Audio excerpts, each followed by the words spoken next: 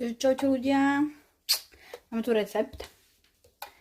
Budete k tomu potrebovať veľa vecí.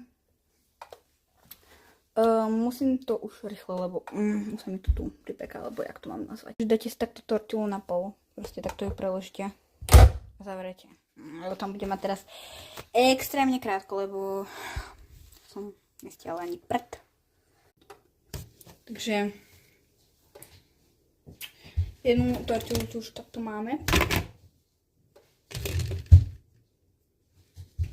A vyťahneme si tú druhú. Do prdky.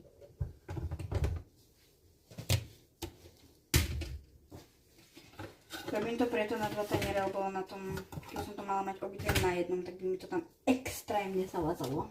Navzájom. Sem takto posunieme. Ja si jej pár 2, lebo to nevyzerá, že to stihnem. Ja si oberiem mäso, lebo budeme k tomu potrebovať aj mäso. Potom sa vám ozvem. Takže takto som si dala mäso. Nie je to tip-top, lebo nie som žiadna šéf kuchárka.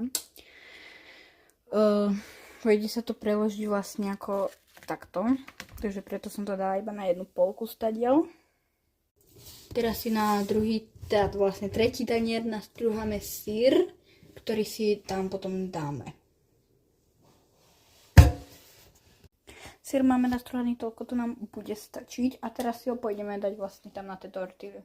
Zatiaľ to vypadá nejak takto. Skúsime tam pre tentokrát dať ešte šalát, pretože som to predtým robila iba takto.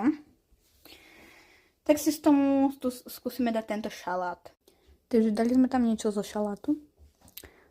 A to je asi všetko. A tam dám ešte šunku, či nedám? Dám alebo nedám? Asi dám. Takže máme tam už aj šunku a už to iba preložíme a bude to hotové. Tak takto vyzerá finále. Takže tak. A do ďalšieho videa zatiaľ. Čau! Poviem vám ešte k tomu, že vyzerá to možno zložito, možno pre niekoho to vyzerá zložito, možno pre niekoho nie, ale je to docela ľahké, nie je to zase až také ťažké. Keď som to zvládla ja, tak to zvládnete aj vy, to je proste len moja fantázia, že som to vymyslela takto, takže čau!